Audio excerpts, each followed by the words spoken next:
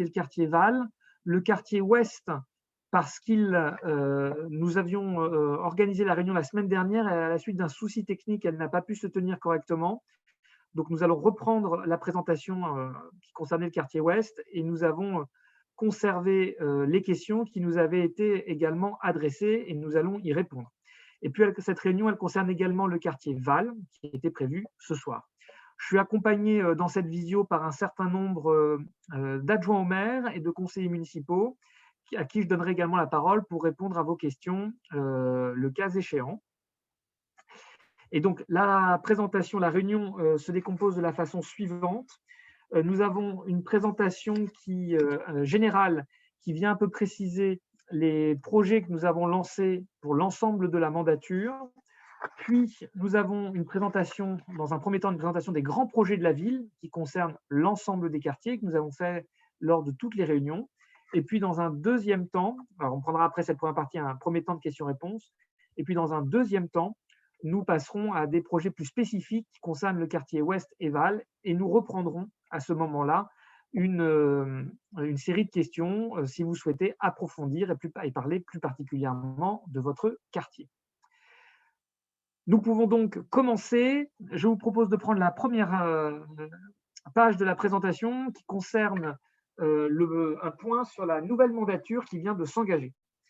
Comme vous le savez, l'équipe municipale est désormais en place depuis à peu près un an. Nous avons été élus au mois de mars 2020. L'équipe a été installée au mois de juin et nous nous sommes immédiatement mis au travail.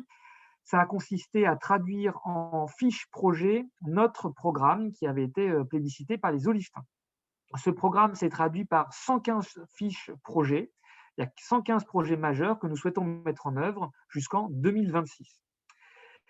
Ces projets concourent tous à l'amélioration des besoins et des services qui sont rendus à la population. Ils ont pour vocation d'améliorer la qualité de vie des Oliftains et ils témoignent d'une ambition assez élevée pour notre territoire puisque nous envisageons d'investir entre 50 et 56 millions d'euros pendant la mandature.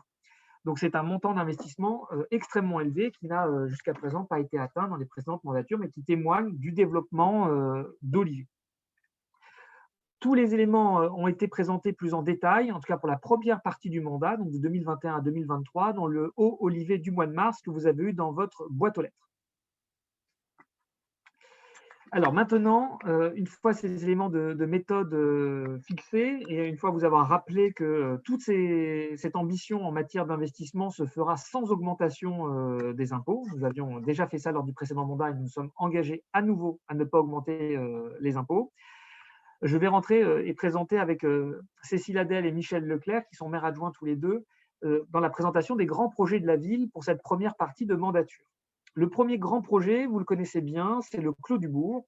Son ambition, c'est de redessiner le centre-ville, de le densifier afin d'accroître l'offre de logement, dynamiser son pôle de commerce et développer la vie en centre-ville dans une logique de développement durable, en faisant ainsi coup double d'une certaine manière, en limitant l'extension dans les zones naturelles et agricoles et en facilitant les déplacements doux en ayant des logements qui sont à proximité de tous les services et de tous les commerces. Donc, notre projet est organisé autour de 8 îlots. À terme, donc quand je dis bien à terme, c'est sur 10-15 ans, c'est 365 nouveaux logements qui seraient créés. Et nous avons engagé des acquisitions foncières amiables et par voie d'expropriation dans certains cas pour pouvoir lancer les premières opérations au cours de l'année 2021-2022. Notre objectif, et c'est la page suivante, c'est de pouvoir lancer notre premier concours groupement de promoteurs et d'architectes sur l'un des premiers îlots pour que la réalisation du mail commence à devenir réalité. Voilà, l'objectif n'est pas d'avoir une sorte d'immense terrain vague en centre-ville, c'est vraiment de lancer immédiatement des premiers projets parce que c'est bon pour l'économie, c'est bon pour le dynamisme du centre-ville. De ce point de vue-là, le là a été donné par la rénovation de l'école élémentaire du Poutil, dont les travaux sont en cours et qui témoignent de notre ambition d'inscrire, c'est la slide suivante, notre ambition d'inscrire au cœur de notre centre-ville des services publics. Donc la nouvelle école du Poutil, elle passe de 9 à 10 places Nous avons également changé l'organisation en prévoyant qu'il y ait un self sur place afin de pouvoir libérer le château du Poutil et sécuriser ainsi les déplacements des enfants. Les travaux de réhabilitation de l'école du Poutil ont commencé en juillet 2020 et nous avons construit, depuis la rentrée de septembre, une école éphémère pour leur permettre d'être accueillis dans de très bonnes conditions pendant cette phase de travaux. Le choix que nous avons porté, c'est d'avoir une école la plus vertueuse possible d'un point de vue énergétique. Alors cet engagement, il se traduit de deux manières principales. La première, c'est que nous allons mettre en place ce qu'on appelle une cour oasis, c'est-à-dire une cour qui lutte contre les phénomènes de chaleur. Donc on va privilégier des revêtements naturels et clairs, nous allons conserver les arbres, nous allons planter de la végétation en plus. Donc il y a tout un travail pour que cette cour soit une cour oasis. Et ce travail, nous allons le dupliquer ensuite dans les autres cours d'école. Et le deuxième élément majeur, c'est sur le processus constructif lui-même. Donc nous conservons le bâtiment historique, dont nous allons évidemment améliorer la performance énergétique, mais le nouveau bâtiment que nous venons construire, lui, développe des processus constructifs innovants. Les étages supérieurs sont en bois, l'isolation est réalisée grâce à des caissons paille. Il y a également du béton de chanvre qui va être utilisé dans les parties basses. Et donc, ce faisant, cette école va piéger du carbone dans son processus constructif et elle est plus vertueuse pour cela également. Notre calendrier est pour l'instant tenu et notre objectif, c'est d'ouvrir cette école au printemps 2022. Donc ça, c'est un projet majeur pour le centre-ville. Vous le connaissez bien, il est en cours et on souhaite avancer en 2021. Le second projet majeur dont je voulais vous parler, c'est l'aménagement de l'ouest de la commune sous la forme d'un écoquartier. C'est le quartier de la Vanoise. Comme vous le savez, la ville s'est beaucoup développée à l'ouest à la fin des années 2000, au début des années 2010, et il est nécessaire aujourd'hui de consolider ce développement en lançant, et c'est pour ça que nous avons lancé une zone d'aménagement concertée. Notre objectif, c'est de choisir le concessionnaire au cours de l'année 2021. Cette zone d'aménagement concerté, donc, qui se situe entre la rue du Général de Gaulle et la rue de la Vallée, à côté du collège Charles-Rivière, elle a pour vocation d'amener des équipements publics à destination des habitants de l'ouest de la commune. Ces équipements publics, il y en a 4 principaux. Le premier, c'est l'école de la Vanoise. Nous allons déplacer, dans le cadre de l'opération du Clos du Bourg, l'école de la Cerizay élémentaire dans cette nouvelle zone. Pourquoi ? Tout simplement parce que beaucoup d'habitants sont obligés d'utiliser leur voiture, de venir en centre-ville tous les matins pour déposer leurs enfants. Nous souhaitons rapprocher l'école des habitants de l'ouest de la commune, afin de décongestionner d'une certaine manière le centre-ville le matin. Ça, c'est le premier élément, premier service public que nous apportons. Le deuxième service public que nous apportons, c'est que nous souhaitons installer une micro-crèche pour renforcer l'offre d'accueil de la commune, notamment à l'ouest, qui en est dépourvue. Troisième équipement public que nous souhaitons apporter, c'est une maison médicale, parce que là aussi, nous souhaitons continuer à offrir aux professionnels de santé des structures adaptées pour qu'ils aient envie de s'installer sur le territoire d'Olivet. Et quatrième équipement public, c'est un parc que nous souhaitons construire à partir des boisements existants, en face de la nouvelle école que nous créerons avec des jeux, notamment, pour permettre aux habitants du quartier d'avoir un lieu pour se retrouver. Donc voilà, ce projet, il a vraiment une dimension publique forte. Ce que nous souhaitons, c'est vraiment structurer un nouveau quartier dans la ville d'Olivet pour venir mailler le territoire communal. Et ça sera accompagné de quelques logements, évidemment. Et donc, en 2021, nous souhaitons lancer les choses. Enfin, troisième série de grands projets que je vous présente, c'est la maison médicale du Lary qui va devenir très prochainement réalité. La construction a commencé en 2020. Elle est située rue du Docteur Chapelet. Nous visons une ouverture en octobre-novembre 2021. Comme vous pouvez le voir, le bâtiment est maintenant très présent. Il est composé au rez-de-chaussée. Donc le rez-de-chaussée, ce sera la maison médicale. Les étages, ce seront des logements en accession sociale. Donc, cette maison médicale, elle sera composée de 12 cabinets, 10 pour des médecins, 2 pour des professions paramédicales. 5 cabinets sont réservés pour des médecins généralistes et nous avons d'ores et déjà des perspectives assez sérieuses avec 4 médecins généralistes, dont 3 nouveaux médecins généralistes qui n'ont pas déjà de clientèle sur le territoire. Donc voilà, c'est vraiment une très bonne nouvelle pour les Oliftains. Et nous sommes également en contact avec des spécialistes. Il y aura 5 cabinets de généralistes, en plus, si évidemment on en trouve, et 5 cabinets de spécialistes. Et nous sommes en relation avec la clinique de l'Archette qui nous appuie sur ce projet. Et voilà. Et nous aurons en plus des infirmiers et infirmières et des sages-femmes. Donc voilà, cette maison médicale, elle va répondre à un besoin fort des habitants de la commune et elle va devenir réalité à l'automne prochain. Je vais maintenant céder la parole à Michel Leclerc qui va vous présenter les grands travaux d'espace public qui ont été lancés. Merci beaucoup, monsieur le maire. On m'entend bien, ça va? Effectivement, alors, il y a beaucoup de projets inscrits dans notre programme de la mandature. Il y a certains projets que nous portons de façon intégrale au niveau de la commune et d'autres, évidemment, qui sont portés en collaboration, en partenariat avec la métropole.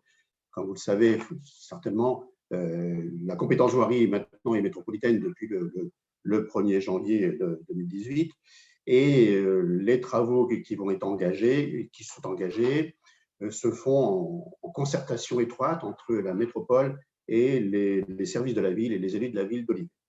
Alors, le premier gros chantier, et je pense que vous avez dû vous en rendre compte, puisque ça ne peut pas passer inaperçu, c'est la réfection du pont Cotel. Ce projet est ancien, il est souhaité par tout le monde, il est souhaité par les usagers, il est souhaité par les riverains, il est souhaité par un tas de gens. C'est un espèce de serpent de mer depuis de nombreuses années, voire des décennies. Aujourd'hui, ça se met en place. On a présenté ce projet en réunion publique le 18 février dernier pour beaucoup de participants. On a écouté un petit peu tous les avis des gens qui étaient présents. Et aujourd'hui, le pont est fermé. Voilà, le pont est fermé et ça pour 22 mois. Et on a lancé la construction du dur depuis le 8 mars. Pardon.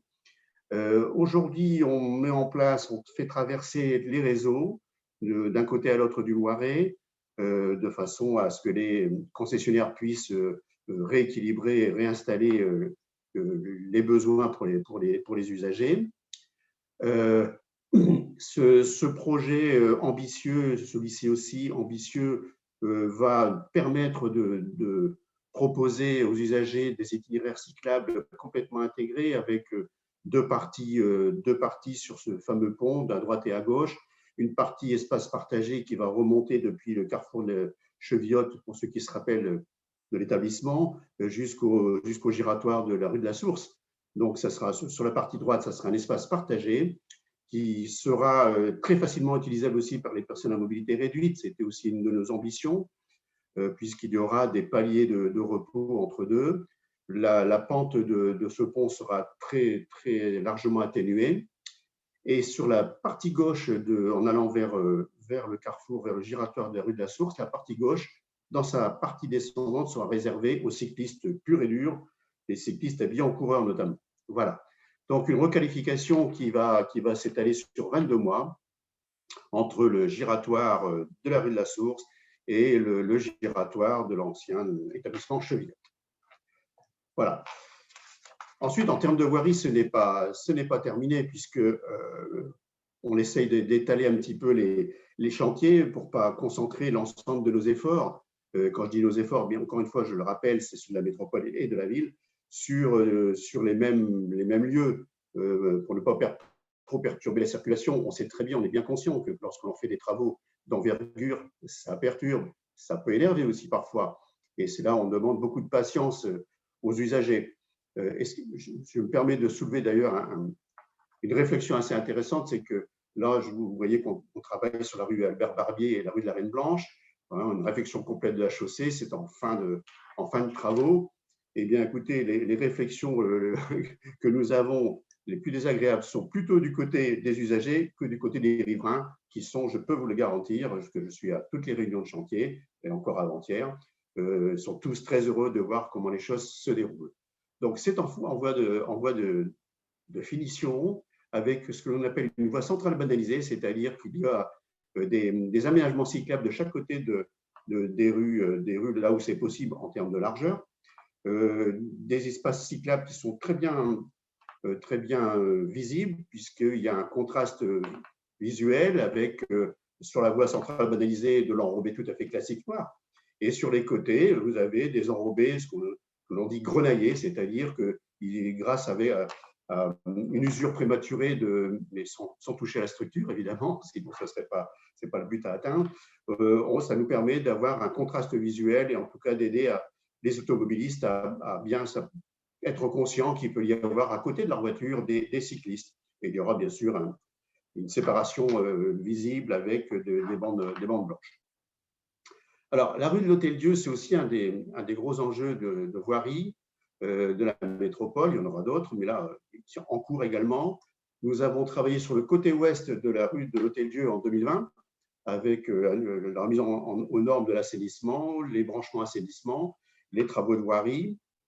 Je le rappelle volontiers, c'est quand même 72 branchements réalisés. C'est un gros travail, c'est un gros investissement. Et nous sommes en train de travailler maintenant sur le prolongement des travaux, mais le côté est de cette rue de l'Hôtel-Dieu. L'assainissement est quasiment, les travaux d'assainissement sont quasiment terminés et on va entamer les travaux de voirie d'ici quelques semaines, quelques mois. Donc voilà pour ce qui concerne les gros travaux de voirie. Sur un plan plus environnemental, nous avons lancé, vous savez, l'attachement que nous portons tous, hein, et je vous inclus dans ma réflexion, l'attachement que nous portons tous à notre rivière Loiret, c'est de la garder dans le meilleur état possible, et je sais que ce n'est pas toujours aussi facile, mais en tout cas, nous lançons des études sur la possibilité de pouvoir faire du curage des sables du Loiret de façon à lui rendre des conditions de vie pour la biodiversité beaucoup plus agréables que ça peut l'être aujourd'hui. Donc voilà, alors ce sont des études pour l'instant et elles nous diront ce qui est possible de faire et dans quelles conditions sans faire pire que ce qui est aujourd'hui, évidemment. Il s'agit bien d'améliorer et non pas de détruire. Dans la même réflexion, pour ce qui concerne le Loiret, nous avons lancé des essais de réhabilitation, de rénovation des berges du Loiret avec un premier exercice, un premier test à proximité du parking de la Reine Blanche, où là, on a supprimé toutes les petites barrières en bois qu'il y avait le long du Loiret et de façon à reconstituer une berge quasi naturelle du Loiret avec un adoucissement de façon à permettre un meilleur flux des eaux. Et ça a un autre avantage, notamment, là, je reviens sur ce qu'on était en train de faire, on a terminé d'ailleurs depuis la semaine dernière, sur les mètres linéaires le long du camping. On a travaillé avec la même philosophie sur 60 mètres linéaires le long du camping, et ça a une double avantage, une double vertu, c'est que d'une part, évidemment, ça va améliorer la circulation des flux hydrauliques, mais en plus de ça, ça va faciliter aussi la pratique du canoë pour nos campeurs qui viennent s'installer sur le camping d'Olivet. Dans un autre domaine, nous avons décidé, l'équipe municipale a décidé de mettre en place un budget participatif de façon à impliquer les Olivetains. Ça se fait maintenant effectivement dans beaucoup de villes. Donc, impliquer les Olivetains dans le choix de projets à faire pour améliorer le cadre de vie pour tout le monde. Donc, un budget participatif a été voté en conseil municipal et il s'élève à 50 000 €. Donc, ce n'est pas négligeable. Et maintenant, nous attendons les projets. Nous attendons que chacun d'entre vous, jeunes comme plus anciens, nous propose des projets et il y aura un jury qui jugera, bien sûr, de la qualité de ce qui est proposé. Voilà, donc c'est aussi une première pour la ville d'Olivet. Ça fait partie des choses sur lesquelles nous nous étions engagés.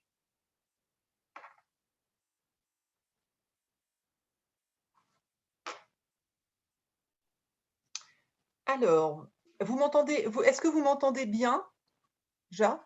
Oui. Parfait. Alors, bonsoir à tous. Alors, moi, je vais continuer dans le domaine aussi du cadre de vie et de l'environnement. Donc, déjà, le premier point, il s'agit de la production en régie des herbes aromatiques. Alors en fait, ce qui est mis en œuvre, ce qui va être mis en œuvre sur le site des espaces verts, donc une production en régie de plantes aromatiques qui va permettre d'agrémenter les repas des écoliers, donc dans toutes les écoles. Alors c'est un premier pas qui est très important là, dans le cadre de la politique de la ville sur la transition écologique. Donc le démarrage des plantations aura lieu bientôt, donc en mai 2021, pour une première récolte qui est prévue de juin à octobre 2021.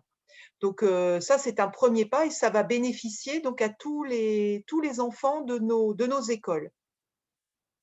Le deuxième point, c'est la création de forêts urbaines. Alors là, c'est pareil, c'est un enjeu environnemental important. Alors là, quand on parle de forêts urbaines, ce n'est pas un lieu pour se promener, c'est vraiment un lieu où des arbres vont être plantés pour laisser la nature reprendre ses droits et pour favoriser la biodiversité.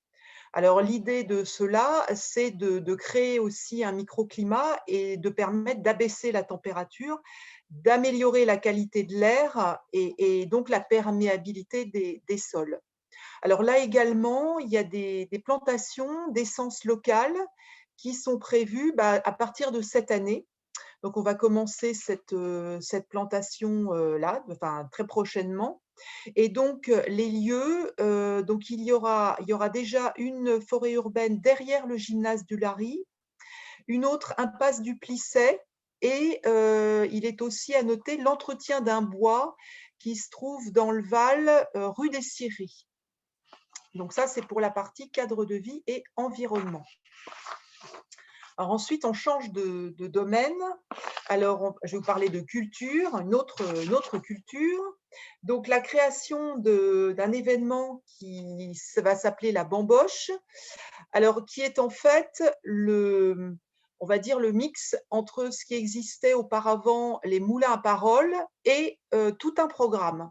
Donc, en fait, à la demande des habitants, nous avons retenu en fait les deux formules avec ce qui plaisait le mieux. Et donc, sur le mois de juillet, du mercredi au dimanche, il y aura donc des spectacles qui seront proposés dans tout domaine pour tous les publics, autant en après-midi, le soir, et qui se dérouleront donc dans le parc du Poutil, autant sur la terrasse, là où se déroulaient les moulins à paroles, dans le théâtre de Verdure, et avec un lieu de restauration. Alors j'espère que voilà, enfin tout cela, en espérant que tout cela pourra reprendre, on va dire normalement, lieu de restauration et petite brasserie pour passer voilà, des moments agréables après-midi, fin de journée, pour pouvoir prendre voilà, petite restauration et repas avec de la musique et des spectacles. Des conférences scientifiques qui vont être mises donc, à la programmation de l'alliage, donc à partir de l'automne, donc sur la nouvelle programmation, une dizaine de conférences scientifiques. Donc nous ferons appel à différentes personnes renommées, alors soit sur le territoire, plus au niveau national, donc il y a un travail là qui est en cours. Et l'idée, c'est là de mettre à la portée de tous des sujets sur la science. Alors, ça peut être tant la création, les planètes, enfin voilà, tous les sujets, des sujets qui soit sont d'ordre plus général, mais aussi des sujets qui pourront être proposés par le public, donc voilà, à travailler. Mais ça sera donc inclus dans la programmation de l'alliage.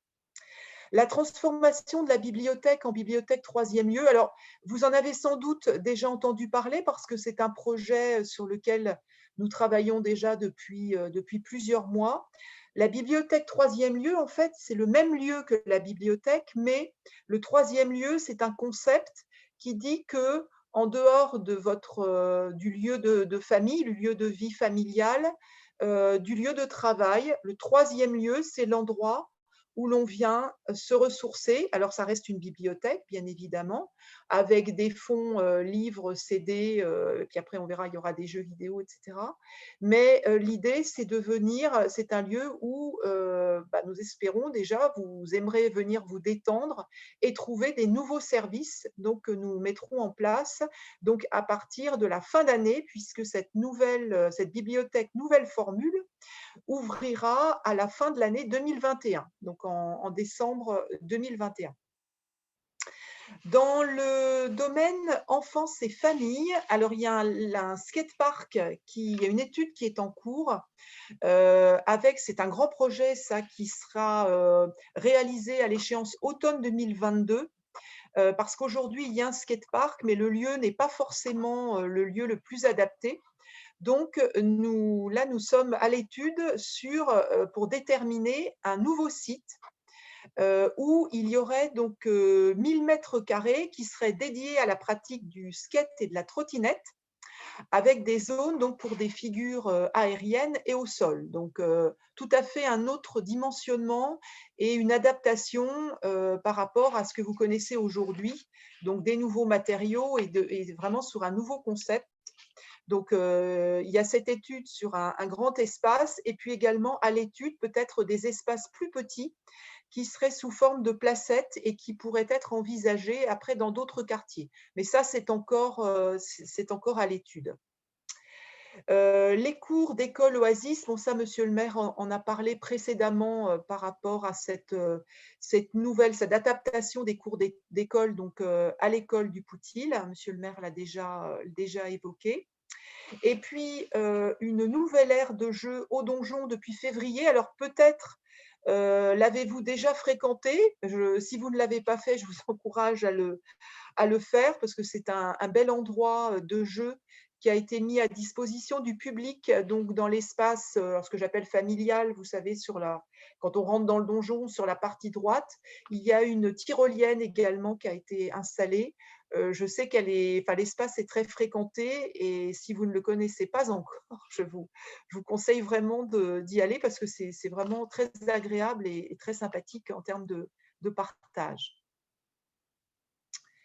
Et enfin, sur le dernier volet sport et santé. Donc là, il y a une étude en cours concernant le gymnase du Beauvoir, donc concernant différents scénarios pour réhabiliter ce lieu. Alors, ça, c'est un lieu aussi, les Olivetains connaissent tous ce lieu-là. C'est un lieu qui est très utilisé pour le basket. Alors, c'est vrai on dit que c'est un lieu qui respire le basket parce qu'il est bien connu, que les gens connaissent son parquet. C'est un lieu qui a une âme déjà par rapport à son intérieur, mais aussi à son extérieur. C'est un lieu emblématique d'Olivet. Donc, l'idée, c'est de bien garder cet esprit qui existe aujourd'hui. Donc, à minima, ça sera de le remettre aux normes, parce que c'est un bâtiment qui est déjà ancien, et puis d'améliorer ses accès. Parce que, bon, vous avez vu, il y a beaucoup de marches. Enfin, voilà, aujourd'hui, ce n'est pas un espace qu'on proposerait de la même façon. Donc, le tout, c'est que ce soit adapté pour les personnes à mobilité réduite et plus largement pour le public, pour que ce soit plus facile d'accès. Concernant le lancement de l'étude de la maison médicale à la Vanoise, donc là, l'étude est en cours, donc avec un projet pour une ouverture en début d'année 2024. Et l'idée, donc là également, cela a été évoqué par monsieur le maire, c'est d'offrir une offre médicale de proximité donc dans un nouveau quartier. La préparation d'un cahier des charges pour un coach sportif de ville. Donc là, on est sur le volet santé et bien-être. Là, l'idée, c'est qu'un coach ou une coach, dans quelques mois, accompagne les Olivetains et les Olivetaines à faire de l'exercice physique. Alors, ça peut être autant des personnes qui font déjà du sport, donc de les aider dans leur progression, mais ça peut être, alors surtout en ces temps que je vais qualifier de contraints, où on est depuis un an dans des modes difficiles pour pouvoir évoluer en intérieur et en extérieur. On ne peut pas faire du sport comme on le souhaiterait. Donc là, l'idée, c'est comment se remettre au sport, comment progresser Et puis donc surtout que ce coach s'adapte au niveau des personnes qui souhaiteront pratiquer cette activité. Donc le tout, c'est d'être bien dans sa ville et puis d'être bien dans sa vie plus largement. Voilà. Merci beaucoup, Cécile. Et donc, pour conclure cette première partie de présentation, je reviens sur les actions Covid qui ont été mises en œuvre par la ville d'Olivet depuis l'année dernière. Alors, quelques focus pour revenir. Vous vous en souvenez, il y a eu une grande opération de fabrication de masques avec des bénévoles, couturières et couturiers, qui nous a permis d'en fabriquer 8000 et de faciliter le premier déconfinement. Nous avons poursuivi ces actions par des soutiens un peu ciblés à destination de nos commerçants et des personnes les plus fragiles. Nous avons distribué ainsi un peu plus de 2000 bons d'achat pour des personnes à destination des seniors et des personnes suivies par le CCAS. Ces actions coup de pouce, les bons de Noël, les bons d'achat chez les restaurateurs, ça nous a permis de dépenser 34 000 € comme cela au plus près des commerces de proximité et en même temps d'aider des personnes qui en avaient besoin. Plus largement, ces actions ont été confortées par la métropole, puisque nous avons mis en place un fonds de soutien dont 26 entreprises olivetaines ont bénéficié pour un total de près de 52 000 €. Et la ville a adopté à destination des associations un fonds de soutien spécifique. Le budget qui a été alloué pour l'instant est un budget de 50 000 €. Et nous sommes là pour accompagner les associations qui éventuellement rencontreraient des difficultés, surtout si elles ont des salariés. Notre objectif, c'est de permettre à des associations qui auraient des difficultés de trésorerie de franchir le cap pour qu'elles soient présentes bien là lorsque le déconfinement permettra de reprendre des activités normales.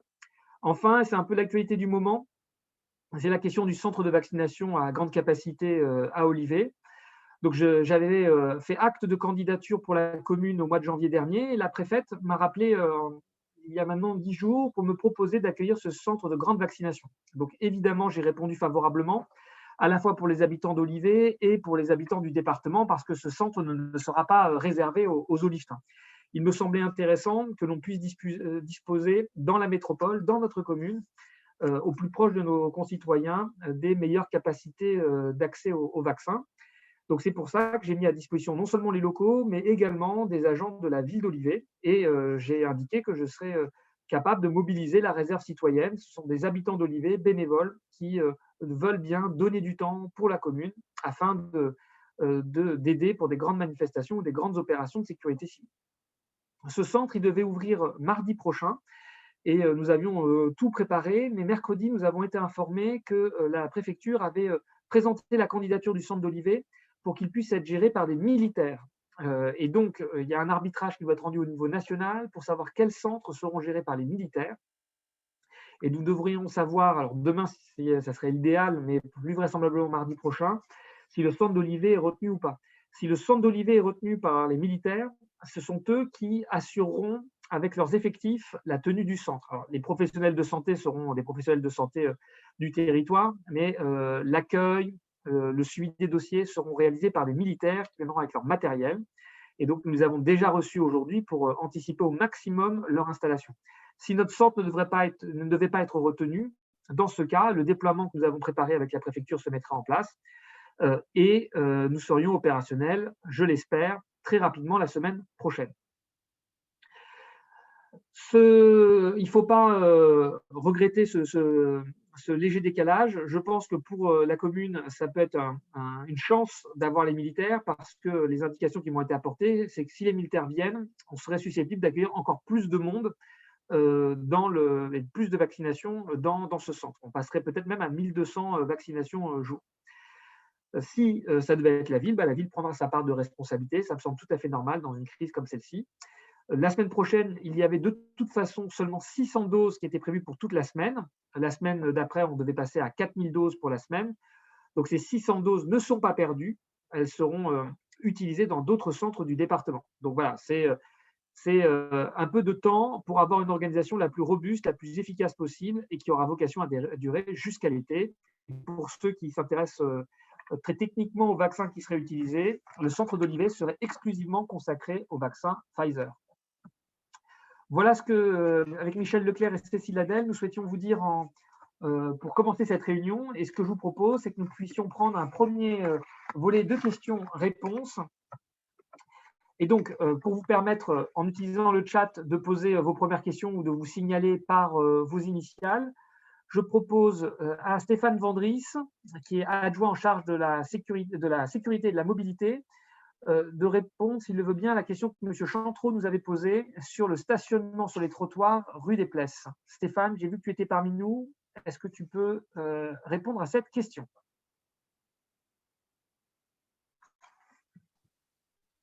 Voilà, c'est bon. Je pense que vous m'entendez. Bonsoir, bonsoir à tous. Donc effectivement, nous avons été alertés sur la rue des Plesses qui subit des stationnements sur son trottoir. Donc je vais en informer, moi, la police municipale, qu'elle puisse passer régulièrement, informer dans un premier temps les riverains stationnés sur ces trottoirs et dans un deuxième temps, eh bien, si nécessaire, de verbaliser ces personnes, puisqu'effectivement, il est important de pouvoir profiter des trottoirs et être en toute sécurité quand on souhaite se promener dans notre commune. Merci beaucoup Stéphane. Donc, on a des premières questions qui se sont affichées. On va peut-être poursuivre. Il y avait une autre question qui nous avait été envoyée par M. Voirin qui concernait la sécurité routière et notamment la rue Paulin-Labarre, avec des voitures qui roulent vite, notamment en sortie d'autoroute.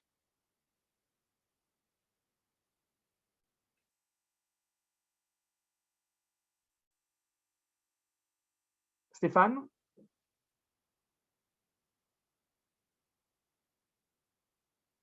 Tu peux rallumer ton micro.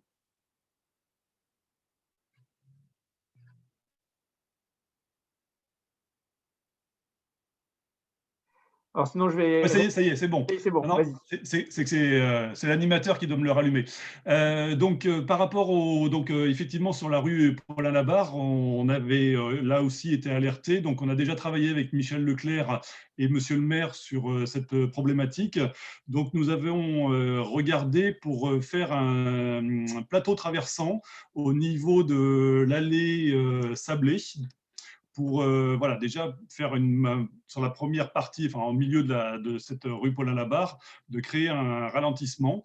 Donc, on est bien conscient qu'effectivement, comme vous avez pu le voir, il y a un radar qui a été posé. Donc, on a eu un souci de batterie. Donc là, ça y est, la batterie est commandée. Donc, on va pouvoir la remplacer pour déjà montrer aux gens qu'ils ne roulent pas à la bonne vitesse. Nous aussi, regarder la vitesse qui est utilisée dans cette rue-là.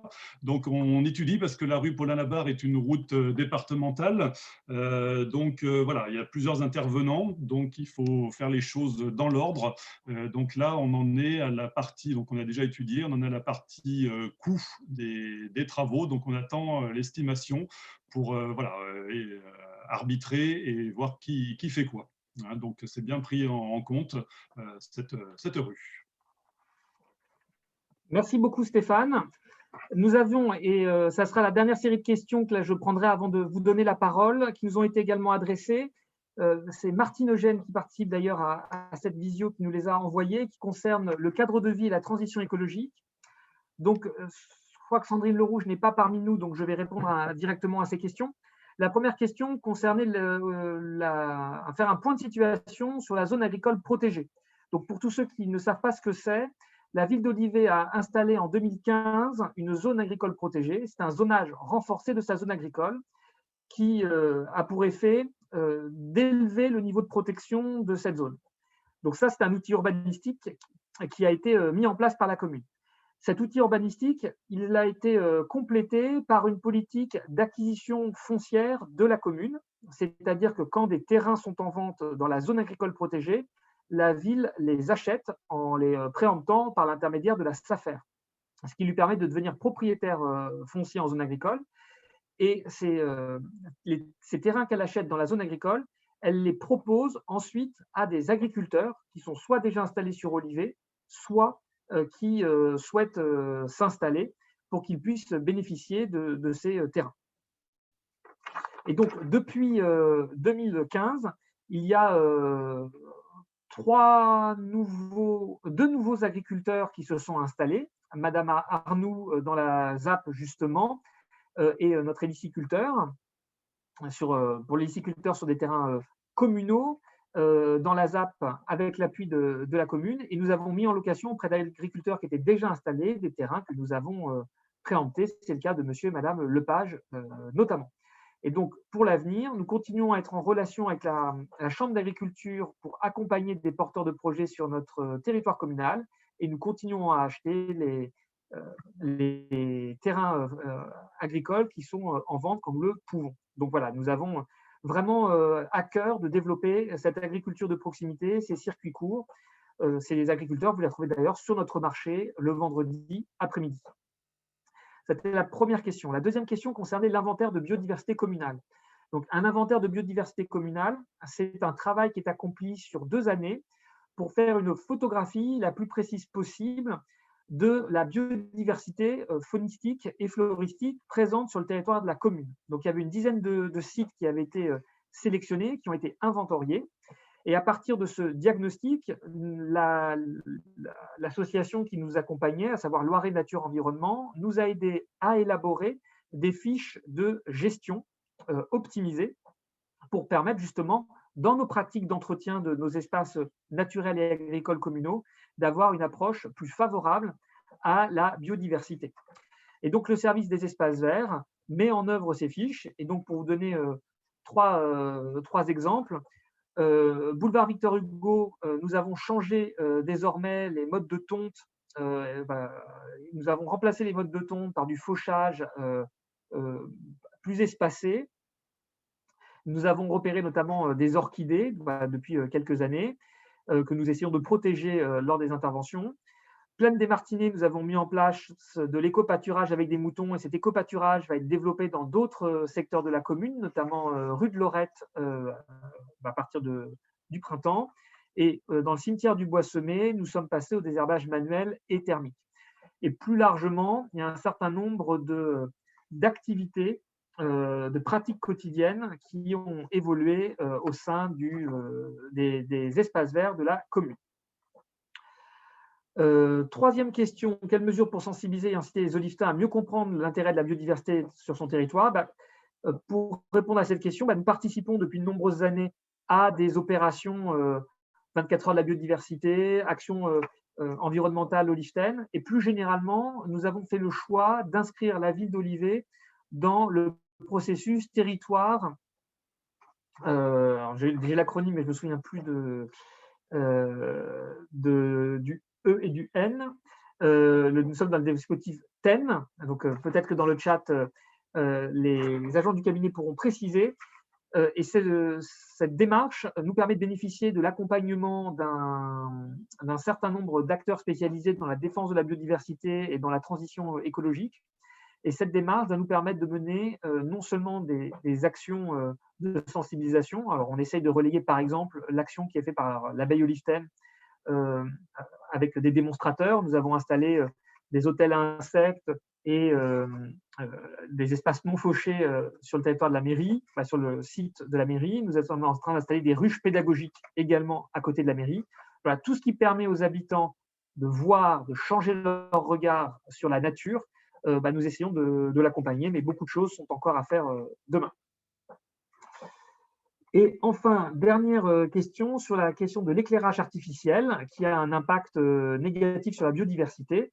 Donc, il y a 2 aspects dans cette question. Il y avait un aspect qui nous avait été souligné, présenté il y a quelques années, à savoir qu'il y avait certaines LED qui étaient plus ou moins favorables à la nature. Donc, nous avions transmis cela à la métropole qui s'en occupe. Je crois qu'il y avait une problématique, mais Michel Leclerc le sait mieux que moi, d'éclairage blanc ou d'éclairage jaune. Et on avait demandé à la métropole de privilégier les éclairages qui étaient plus favorables. Donc, ça a été mis normalement en œuvre dans les nouvelles installations, d'une part, et d'autre part, la question de l'extinction de l'éclairage. Donc, on travaille sur les extinctions d'éclairage parce que ça a un effet positif sur notre consommation énergétique et sur la biodiversité. Mais nous sommes confrontés très régulièrement à un arbitrage. Certaines personnes souhaitent que toutes les lumières soient éteintes, d'autres souhaitent qu'il y ait un minimum de lumière lorsqu'ils circulent en vélo, lorsqu'ils circulent à pied, parce que ça les rassure. Et donc, le choix que nous avons fait jusqu'à présent, c'est de mettre en place des dispositifs qui permettent de diminuer l'intensité lumineuse le soir. Nous ne sommes pas encore rentrés dans une logique où nous éteignons les lumières partout dans la ville le soir.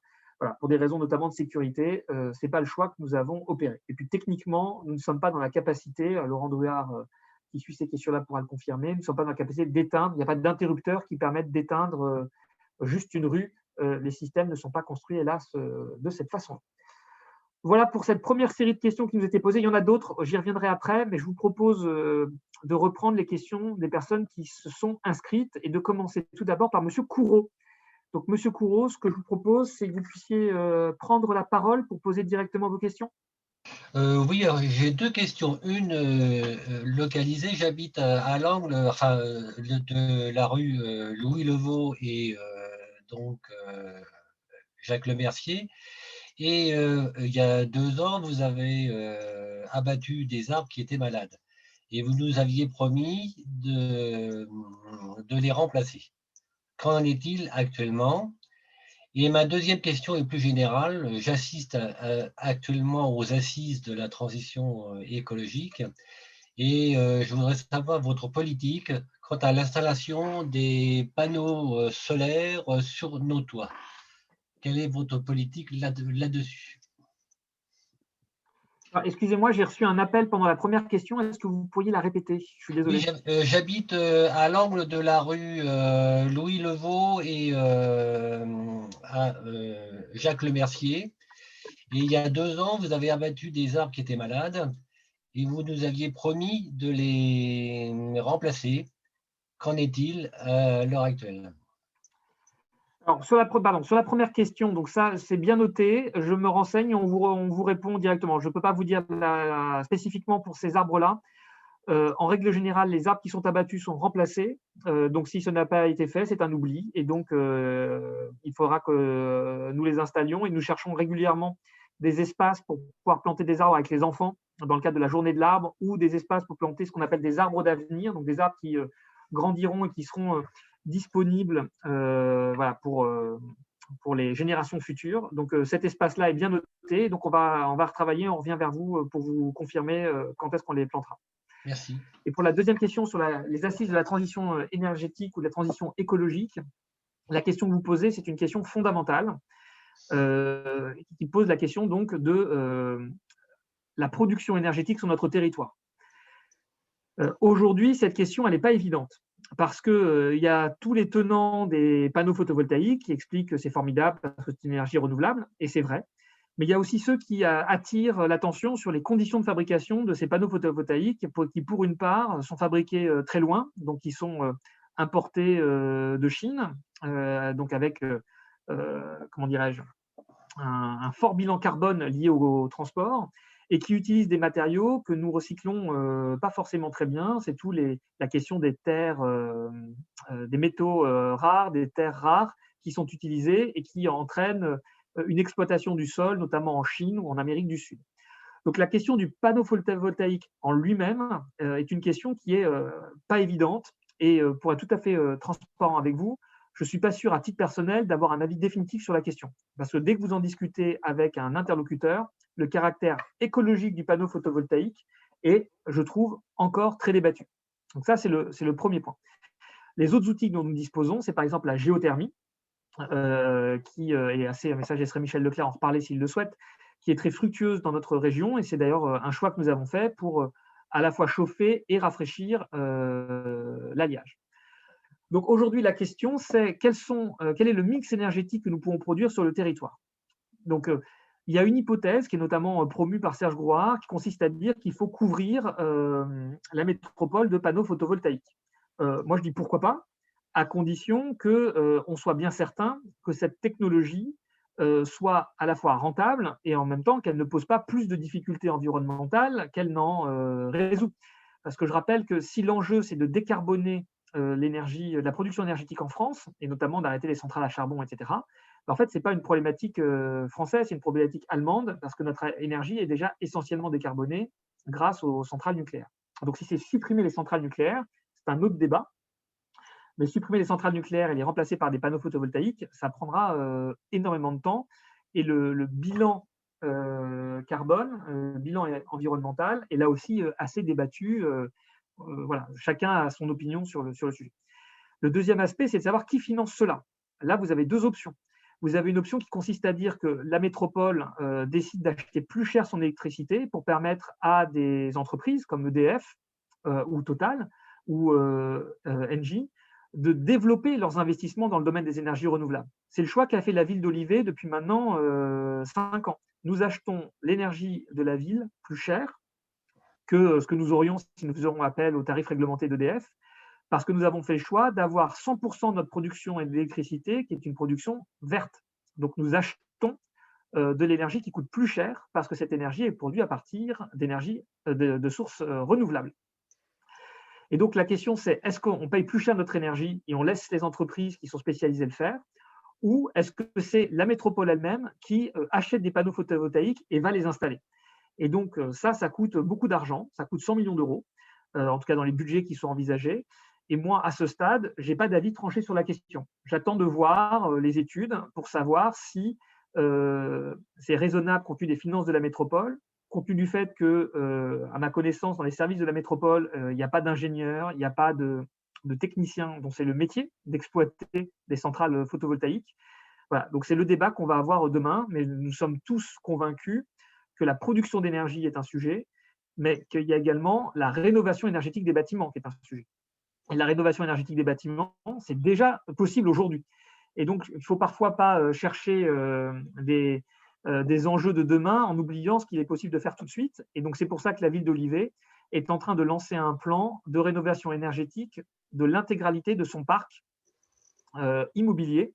C'est un projet à hauteur de 5 millions d'euros pour que nous réduisions immédiatement la consommation énergétique de nos bâtiments. Voilà, j'ai été peut-être un peu long, mais ce que je voulais vous dire sur cette question des assises. Donc, nous étudions ça avec beaucoup d'intérêt et nous verrons ce que cela peut donner en fonction des scénarios et des hypothèses qui seront présentés. Merci. Alors ensuite, nous avions une question de Madame, je crois, Courtois, qui concerne les projets d'école du Val. Alors, je ne sais pas si Stéphane Bourdillot est avec nous. Et si Stéphane Bourdillot n'est pas là, en quelques mots, nous avons fait un diagnostic il y a 3 ans pour identifier les besoins à horizon de 10 ans d'écoles, de classes dans les écoles d'Olivet. Et nous sommes arrivés, et à partir de ce diagnostic, où nous avons vu que la population d'enfants scolarisés allait augmenter, nous avons élaboré un plan école qui se traduit de 3 manières concrètes. La première, c'est la rénovation de l'école du Poutil et son agrandissement avec une classe supplémentaire. La construction de la nouvelle école de la Cerizay, qui va commencer, je l'espère, d'ici 1 an et demi, donc dans le quartier de la Vanoise, et qui va également accueillir une classe supplémentaire. Et le 3e niveau, c'est la construction d'une nouvelle école du Val. Et donc, nous avons acquis pour ce faire un terrain qui est situé aujourd'hui entre la rue de la Petite Motte et la rue de Coinon. Il y a des sapins aujourd'hui qui ont été plantés il y a une vingtaine d'années, qui ont poussé. Ce terrain donc, a été acheté pour y construire un nouveau groupe scolaire, parce que le groupe scolaire actuel de l'école du Val est en partie obsolète, afin d'y prévoir également du stationnement, voilà, tout ce qui fait défaut sur le site de l'école du Val avec des bâtiments modernes. Et donc l'objectif, parce que la construction d'un groupe scolaire comme celui-ci, ça coûte à peu près 12 millions d'euros, notre objectif, c'est de lancer les études pour préparer ce nouveau groupe scolaire en 2024, pour avoir choisi en 2026 le constructeur et que les travaux puissent s'engager rapidement. Voilà, donc l'école du Val, notre objectif, c'est qu'elle puisse être livrée dans 5-6 ans. Mais comme voilà, nous avons beaucoup de projets en même temps, il faut déchaîner dans le temps. En ce qui concerne l'aménagement de la plaine, à ce stade, nous envisageons d'y déployer également des balançoires, parce que nous nous sommes rendus compte que les balançoires étaient un jeu extrêmement populaire, qui plaisait beaucoup aux enfants et qu'il en manquait dans la commune. Donc depuis 3 ans, nous avons eu un plan balançoire et nous en avons déployé un peu partout. Et voilà, à ce stade, la plaine du donjon, la plaine de jeu va rester ainsi. Alors, excusez-moi, je remonte sur les autres questions qui nous étaient posées.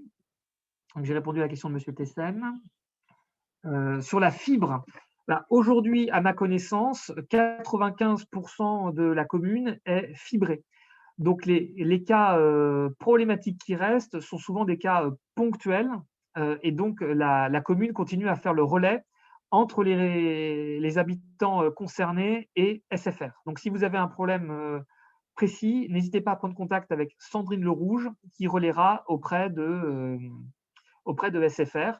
Il arrive parfois que la rue soit fibrée, mais que l'opérateur que vous avez choisi, Orange, Bouygues, Free, SFR, rencontre des difficultés pour vous raccorder à la fibre qui a été installée. Et donc, ces litiges-là, on essaie également de vous accompagner. Mais c'est un problème qui a très nettement diminué par rapport à ce qu'il pouvait être encore il y a 3-4 ans. Ensuite, il y a une question de M. Perrault sur l'installation d'un panneau publicitaire de 12 mètres carrés alors qu'il y a un nouveau règlement de publicité qui a été mis en place. En fait, les personnes qui sont propriétaires de ces panneaux ont 2 ans pour les retirer. Et donc, c'est au bout des 2 ans que la commune pourra exiger leur retrait. Voilà, donc les équipes de la ville appliquent déjà le règlement de publicité pour les nouvelles demandes qui leur sont adressées, ont un inventaire très précis des panneaux ou des dispositifs publicitaires qu'ils ne respectent pas et voilà, se sont rapprochés des propriétaires pour le faire retirer, mais ils ont un délai de mise en œuvre. Donc, ce panneau a vocation à disparaître. Alors, excusez-moi, je remonte encore. Pour la rue Antoine Bourdelle. Écoutez, c'est bien noté pour les problèmes de circulation et de vitesse dans la rue Antoine Bourdelle. Stéphane Vendry organisera une réunion avec les riverains pour faire en sorte que cela qu'on puisse envisager des choses. TEN, voilà, vous avez la réponse, c'est territoire engagé pour la nature. Les places pour la rue Albert Barbier, Michel, peut-être que tu peux répondre sur les places de stationnement.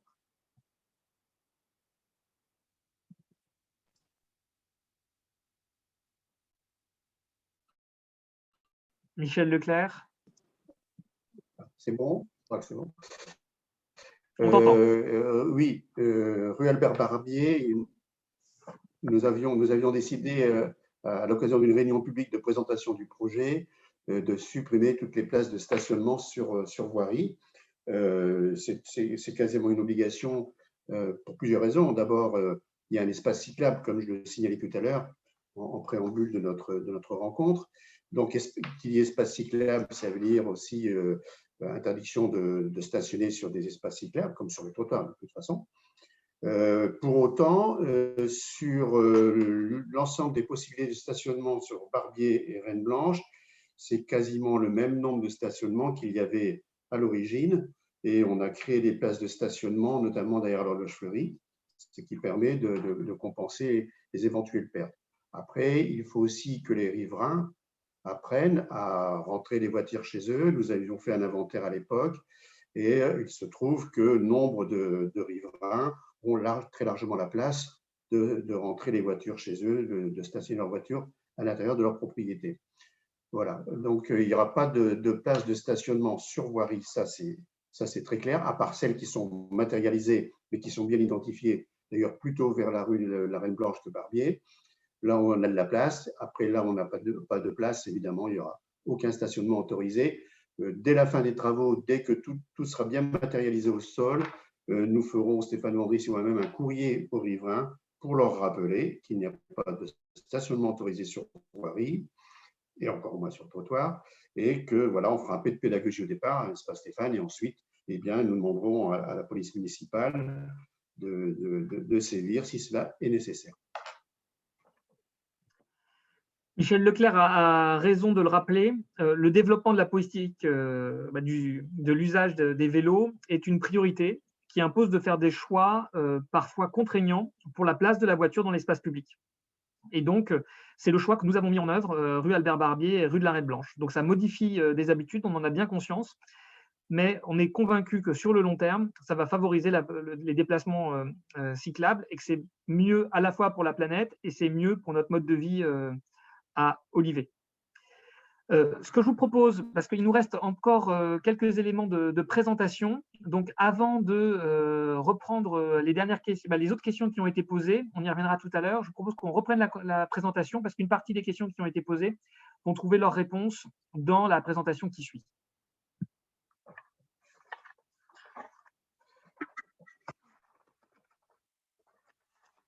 Donc, si nous reprenons rapidement et nous enchaînerons avec, nous reprendrons ensuite toute une série de questions, revenir très rapidement sur les réalisations qui ont été faites dans le quartier Ouest et dans le quartier Val au cours de l'année passée et ce qui va être fait cette année.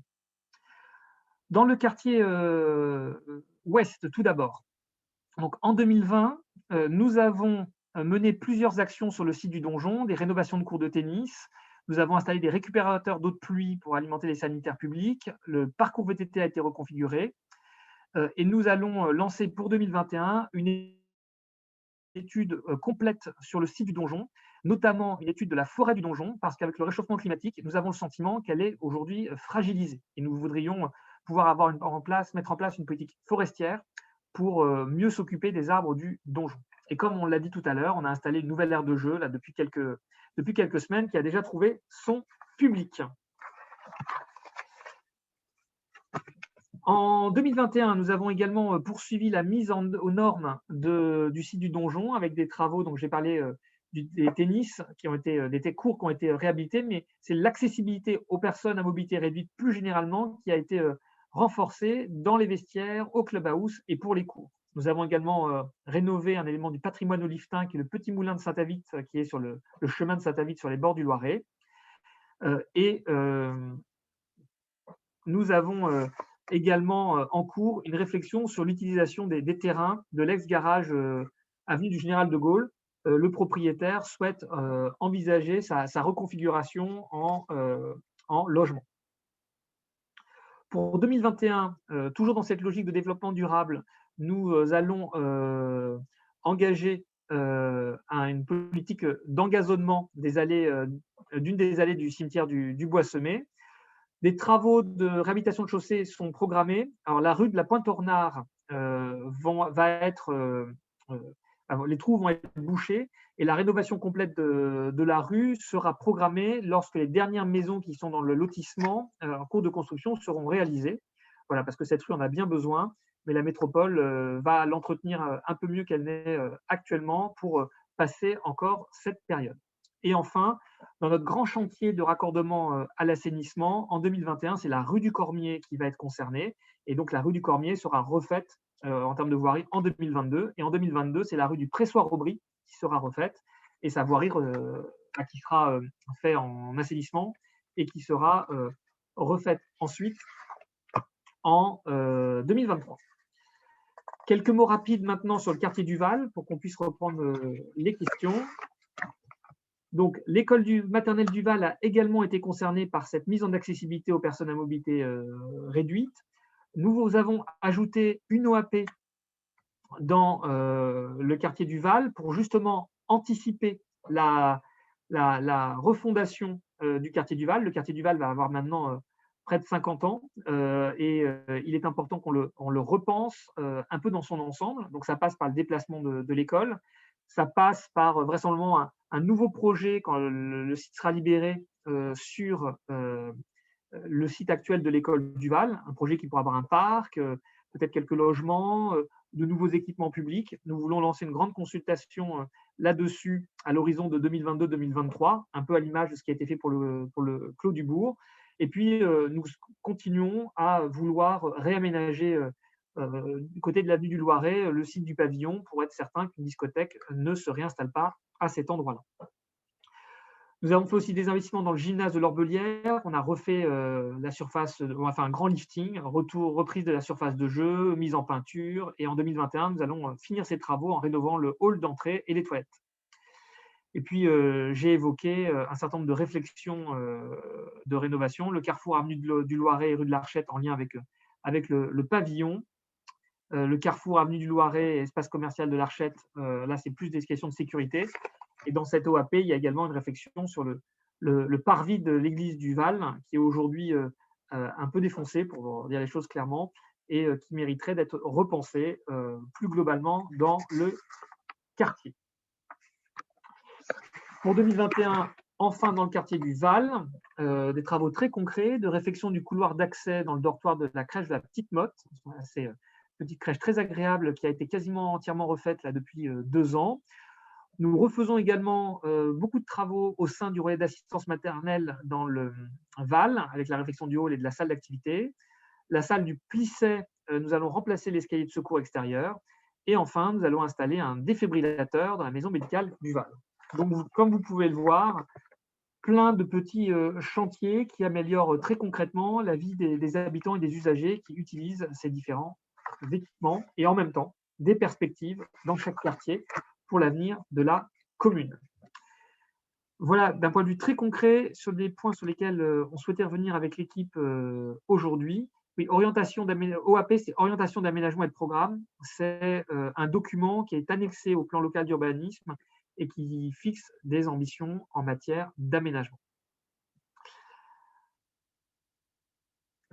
Alors, nous allons peut-être reprendre un certain nombre de questions qui nous ont été posées. Alors, peut-être Michel Leclerc, il y avait des questions sur donc la fibre, on en a parlé.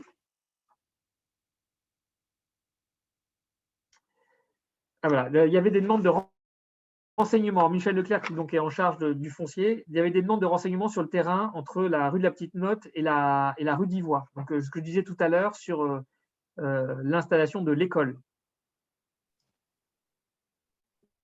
Mathieu, ça passait très mal là. C'était la question qui concernait quoi? Je ne sais pas si la connexion est bonne. Non, la connexion, parfois tu disparais. Pardon, le terrain, le foncier. Pardon, le foncier que nous avons acheté rue de la Petite Motte, justement pour l'école. Si tu peux revenir sur ce projet. Oui, je pense que tu as très bien défini le projet. Hein. C'était une opportunité qui s'est présentée avec des conditions intéressantes pour la commune, notamment en termes d'économie de l'argent public. Donc, l'école du Val, à terme, disparaîtra de son endroit actuel, sera reconstruite dans ce nouvel espace. Il n'y aura pas que l'école du Val, il y aura plein d'autres aménagements, comme tu le signalais fort justement. Et à la place de l'école du Val, eh bien, effectivement, il y aura une réflexion à lancer sur son devenir, sachant que c'est un espace qui est quand même assez intéressant en termes d'urbanisme. Aujourd'hui, on n'a annoncé aucune étude, bien entendu, tant que les affaires ne sont pas lancées sur l'aspect déplacement de l'école actuelle du Val. Il serait un peu prématuré de lancer des études sur le devenir de cet emplacement. C'était la question qui était posée, c'est celle-ci, au nouveau groupe scolaire. Voilà. Après, il y a une question sur l'aménagement des trottoirs rue de Navrin. Alors voilà, donc il y avait une question sur. Alors peut-être pour continuer sur les questions qui nous avaient été envoyées en amont, il y avait une question sur le nettoyage du château d'eau des Champreux, parce qu'il y a beaucoup de végétaux morts autour, et une question sur sa revégétalisation. Donc c'est aujourd'hui Eau d'Olivet qui s'occupe de la gestion du château d'eau, qui est devenu propriété de la métropole. Donc nous allons leur adresser cette demande et leur demander effectivement s'il est possible de le nettoyer. Alors, donc nous avions une question également sur la pression immobilière sur la commune et le fait que les zones agricoles deviennent des zones à bâtir. Donc, comme c'est une question de M. Voirin, comme je le disais au tout début, la commune d'Olivet, elle a fait un choix fort en mettant un zonage de zones agricoles protégées sur toutes ces zones agricoles. Ce qui veut dire qu'il faut plus qu'une modification du PLU pour que ces zones agricoles deviennent de la zone urbaine. Et la décision qu'a prise la ville d'Olivet, il y a maintenant 4 ans, ça a été de limiter les zones urbanisables aux zones qui sont situées pour l'essentiel à l'intérieur du boulevard Victor Hugo. Donc, à Olivet, ne sont constructibles et n'ont vocation à être construits dans les 15 années qui viennent que les zones qui sont aujourd'hui couvertes par des OAP et qui sont toutes déjà urbanisables. Donc, c'est que nous avons fait le choix de ne pas augmenter les zones urbanisables pour les 15 prochaines années. Voilà, ça c'est la politique qu'avec l'équipe municipale, nous avons mis en œuvre. Et nous avons pour cela rendu en zone naturelle plusieurs dizaines d'hectares qui étaient des zones à vocation urbanistique. Et donc ces zones-là, elles ont été rendues à la nature. C'est tous les espaces qui sont compris entre la route d'Ardon, la rue des Plesses, la rue Paulin-Labarre et la rue Marcel-Belon.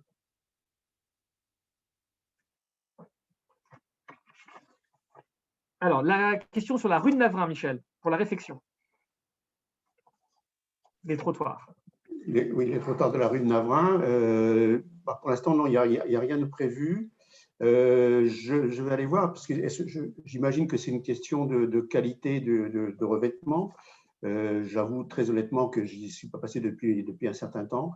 Je vais aller voir l'état des trottoirs et puis après programmer ça avec la métropole, parce que je le rappelle encore une fois, c'est de la voirie, c'est de la compétence métropolitaine. Pour autant, on peut très bien demander des travaux, on en a encore le droit. Alors, sur la rue de Navrin, je pense qu'il faut l'intégrer dans une réflexion globale. Vous vous en souvenez, pour ceux qui avaient participé à la réunion publique autour du projet de ZAC de la Vanoise, c'est tout le plan de circulation générale du quartier qu'il va falloir imaginer en lien avec la création de la ZAC. Et notamment un certain nombre de choix qui peuvent être faits. Alors aujourd'hui, on n'a pas travaillé sur la question, donc ce que je formule là sont des hypothèses que l'on peut étudier. On peut choisir de rester dans la situation telle qu'elle existe aujourd'hui, c'est-à-dire avoir des voies à double sens. Mais quand vous avez une voie à double sens avec des murs comme ils existent aujourd'hui, vous ne pouvez pas avoir à la fois du stationnement, des trottoirs et des pistes cyclables. Donc concrètement, si on garde une rue à double sens, on fait le choix de la voiture. Donc, on peut imaginer un autre choix qui serait de mettre la voie en sens unique. Et si la voie est en sens unique, on peut imaginer un fonctionnement totalement différent qui ménage de l'espace, notamment pour les modes doux. Mais s'il y a une rue qui est en sens unique, il faut choisir le sens et il faut surtout qu'il y ait d'autres rues dans d'autres sens. Donc, ça veut dire qu'il faut une réflexion globale sur le plan de circulation dans le quartier. Aujourd'hui, nous ne l'avons pas engagée, mais elle me semble nécessaire. Et c'est aussi dans cette logique-là qu'il faut envisager des travaux importants. C'est-à-dire qu'aujourd'hui, les travaux que Michel Leclerc évoque, ça serait de l'entretien léger, parce que si nous voulons avoir une ambition plus globale pour ce quartier, il faut d'abord qu'on prenne le temps d'en discuter ensemble pour essayer d'adopter le plan de circulation le plus approprié, et notamment en lien avec les nouveaux équipements publics qui seront installés dans le quartier. Alors, Stéphane Vandris, peut-être sur la question de l'accès au terrain de foot-basket à côté du gymnase de l'Orbelière. Parce que je sais que tu t'y rends très régulièrement. Oui, effectivement, l'année dernière, nous avions été alertés par la présence, pendant le premier confinement, de jeunes extérieurs au quartier et probablement à la commune. Donc, j'y étais allé personnellement rencontrer ces jeunes, puisqu'il y avait des nuisances aussi au niveau du stationnement et du bruit. Donc, je les avais rencontrés en leur demandant que le son de leur enceinte soit baissé pour le respect des riverains et de stationner leur véhicule sur le parking. Et je vous avoue qu'après, on est tombé dans une période où le temps était moins propice aux sorties extérieures. Et donc ça doit remonter, je pense, sûrement juin-juillet de mémoire, parce que je crois que c'était après qu'on ait eu la réunion de quartier dans le secteur. Et après, j'y étais repassé, je n'ai plus jamais revu ces jeunes, si nous parlons bien des mêmes. Et mon fils est allé jouer dernièrement sur ce terrain de foot-basket, et voilà, je n'ai pas revu moi dernièrement ces jeunes. Alors s'ils sont revenus, si on parle toujours des mêmes, donc je vois que voilà, ils étaient là le week-end dernier, mais est-ce qu'on parle bien des mêmes personnes? Alors c'est Nathan, si vous voulez prendre la parole pour qu'on échange, parce que voilà, ils étaient là le week-end dernier, mais est-ce que ce sont les mêmes jeunes que l'on parle par rapport à mars de l'année dernière? Bon, visiblement, ce sont les mêmes. Bon, eh ben, je vais retourner donc le week-end prochain. Enfin, ce week-end, il va faire beau, donc je pense que si c'est les mêmes horaires aux alentours de 18h, je peux y retourner. En plus, je peux demander aussi à la patrouille d'y passer, puisque voilà, ils sont d'astreinte jusqu'à 21h samedi, donc je peux leur demander, et voilà, qu'on vérifie ce qu'il s'y passe. Alors, hélas, nous ne pouvons évidemment pas interdire à des personnes qui sont extérieures à la commune de l'utiliser. C'est en accès libre. Donc la police, en passant, ne peut pas les chasser. Voilà, il faut que ça soit bien clair. Ça pose plus globalement la question du nombre d'équipements comme ceux-ci à disposition des jeunes. Donc, c'est pour ça que nous avons une réflexion, notamment du côté de Ronfard, pour refaire le terrain de basket qui existe, pour qu'il y ait un peu plus de place. C'est bien noté sur la demande de partage. Il faut que chacun puisse l'utiliser de manière normale. Nous avons également une réflexion qui va prendre un peu plus de temps. C'est est-ce qu'on pourrait rendre accessible le week-end nos gymnases pour que des jeunes puissent faire du sport en pratique libre, notamment le dimanche. Voilà, c'est une idée qui me tient à cœur, mais qui demande un peu d'organisation et donc sur lesquelles nous essayons de travailler également.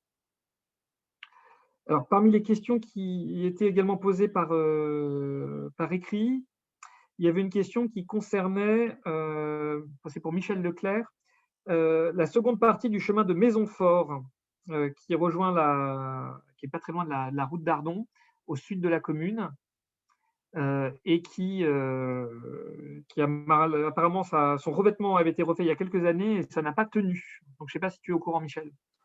Oui, je suis parfaitement au courant. J'avais rencontré certains riverains. D'ailleurs, c'est suite aux demandes des riverains que nous avons étendu l'éclairage public. On a effectivement fait des tranchées, on a amené de l'éclairage public jusqu'à la dernière maison. J'en suis conscient, on a fait un petit peu de cataplasme sur une jambe de bois pour être pardonnez-moi l'expression, sur cette rue parce qu'elle mérite d'être faite complètement. Ce sont des priorisations à mettre en place. Je le rappelle une fois de plus, c'est avec la métropole que nous décidons des priorités des voies à refaire. Donc, c'est noté dans nos plaquettes. Chaque année, dans le plan pluriannuel d'investissement avec la métropole, on fait une hiérarchisation des voies prioritaires. Celle-ci en fait partie. Pour l'instant, elle n'est pas programmée, mais nous sommes bien conscients. Je suis d'accord, on a rafistolé un peu à l'époque lorsqu'on a refait l'éclairage public et ça mérite d'être revu. Ce n'est pas oublié.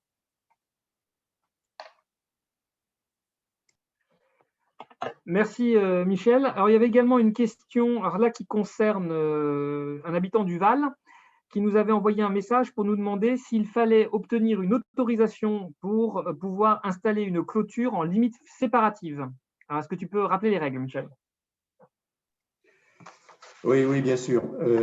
Il faut de toute façon toujours demander une autorisation. Il faut toujours faire une demande préalable lorsqu'on veut faire des travaux chez soi, que ce soit une clôture. Et je le rappelle d'ailleurs d'un point de vue beaucoup plus général, dès qu'on fait des travaux à l'extérieur de chez soi, il faut la première étape, selon moi, et je pense que ce serait bien de la suivre, c'est déjà de prendre un rendez-vous avec le service urbanisme qui vous dit ce que vous avez le droit de faire ou pas faire, en accord avec le PLUM aujourd'hui, PLU métropolitain, et quoi que vous fassiez, que ce soit de la clôture, que ce soit du garage, que ce soit de l'abri de jardin, que ce soit changement de volets, changement de fenêtre, changement de portail, il faut absolument une autorisation, en tout cas faire des déclarations préalables auprès du service urbanisme.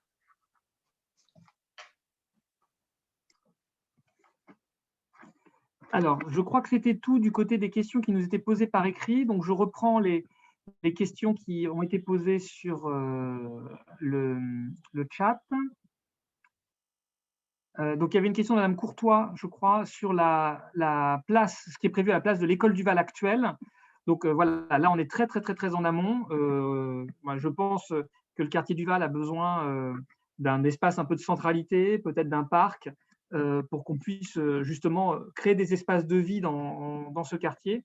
Et donc, on peut imaginer que l'emprise de l'école du Val, qui est très grande, puisse un jour être utilisée pour cela.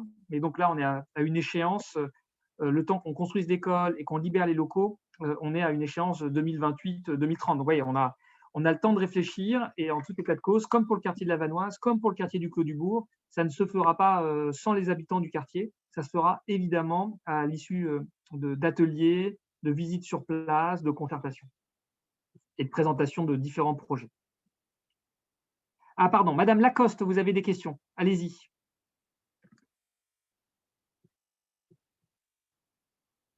Vous pouvez rallumer votre micro.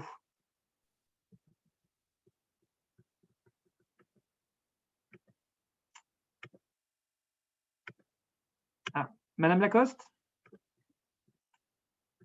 Vous m'entendez? Oui, on vous entend, c'est bon. Ah bon. Allez-y.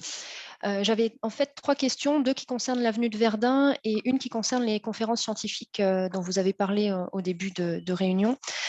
Pour l'avenue de Verdun, il y avait des panneaux qui avaient été posés pour signaler un passage piéton et du coup, il y a un des panneaux qui a disparu et je voulais savoir s'il allait revenir. Voilà. Et bon, en tout état de cause, ça ne change pas grand-chose sur les facilités de traverser la rue parce que ça ne ralentit pas les voitures qui ne voient toujours pas le passage piéton. Donc, je ne pense pas que ça serve à grand-chose pour réduire la vitesse et aider les gens à traverser, mais bon, autant qu'ils soient là, c'est toujours pas plus mal. Donc, si jamais vous avez des projets pour réduire la vitesse sur cette rue, tous les habitants sont intéressés, toujours. Ensuite, sur l'avenue de Verdun, il y a eu un élagage des arbres dernièrement et je me demandais si c'était vraiment obligatoire tous les ans et si c'était vraiment la bonne période d'élagage et qui décidait de cette période d'élagage parce que là, ils avaient fait leur pousse de printemps et maintenant, ils sont vraiment moches. Donc, ça fait un peu tristou dans la rue. Donc, avec l'éclairage public qui est en plus tout le temps allumé et les arbres qui sont coupés, bon, c'est pas très joli, je trouve. Sachant que cette rue est assez minérale par ailleurs, et je trouve. Et puis ma dernière question pour les conférences scientifiques, vous avez dit que vous feriez appel à des personnes un peu connues au niveau national, mais est-ce que vous avez aussi l'intention de faire appel aux centres de recherche locaux, parce qu'il y a beaucoup d'oliftains qui bossent à l'INRAE, par exemple, au CNRS, au BRGM, et comme ça permettrait de faire connaître les recherches qui se font au niveau local. Bon, j'en fais partie, c'est pour ça que je pose la question. Vos 3 questions sont tout à fait excellentes. Alors, je vais peut-être commencer par la dernière et demander à Cécile Adel de vous répondre. Oui, rebonsoir. Alors, bien évidemment, c'est-à-dire que par rapport à votre question, effectivement, nous avons des ressources locales, sur le territoire très fortes. Donc, bien évidemment, s'il y a un lien qui sera fait avec tous les établissements que vous avez cités, qui sont prestigieux, et ça serait dommage d'ailleurs de s'en priver, vous avez tout à fait raison. Alors, quand même, pour votre information, l'idée, c'est on va faire un partenariat avec le CCSTI, qui est le Centre culturel, scientifique et technique, qui pourra être, dans nos idées, également une entité ressource. C'est-à-dire que l'idée, ça sera bien sûr de s'appuyer sur les centres, vraiment le réseau très fort local, et également d'avoir une autre vision, alors plus, je veux dire, nationale, on va dire ça comme ça, voilà, pour justement avoir un enrichissement interne et externe de notre territoire. Merci Cécile. Alors Stéphane pour les panneaux et la vitesse, puis Michel pour les travaux relatifs à la rue de Verdun. Alors, merci, monsieur le maire. Donc, sur le panneau, alors je ne sais pas si c'était un panneau clignotant, ce que j'ai Je pas. crois. Clignotant, c'était ça. Donc, ça, on va regarder avec les services de monsieur Drouard si ce panneau, les raisons où ce panneau a été enlevé, pour éventuellement le remettre. Alors, plus globalement, sur l'ensemble de la commune, et je dirais même sur l'ensemble du département, arrivant de d'autres régions que le Loiret, effectivement, les passages piétons, globalement, sont peu respectés, pour l'avoir expérimenté moi-même, circulant à la fois à vélo, à pied et parfois en voiture. Effectivement, voilà, on a une problématique globale sur le département, que ce soit sur Orléans ou sur Olivet, sur le respect des piétons. Alors là-dessus, on peut effectivement 2 solutions, soit demander à la police d'être présente, mais dès que la police est présente, mais bizarrement, tout le monde respecte, et ou faire des sensibilisations, comme il avait été fait il y a quelques années par le conseil de quartier justement du Val, devant autour du Pin et le week-end, une sensibilisation des automobilistes sur le respect des piétons, puisque, comme on le dit souvent, un jour on est piéton, un jour on est cycliste, et le lendemain on peut être automobiliste. Donc, on est tous un jour soumis à traverser des passages piétons. Donc ça, j'avais prévu, mais bon voilà, ces actions-là, il faut, en dehors de nos périodes de crise sanitaire, je vais envisager avec le conseil municipal, voilà, de faire des actions sur l'ensemble de la commune. Hein. On en avait déjà parlé il y a quelques années pour voilà, sensibiliser en permanence les gens.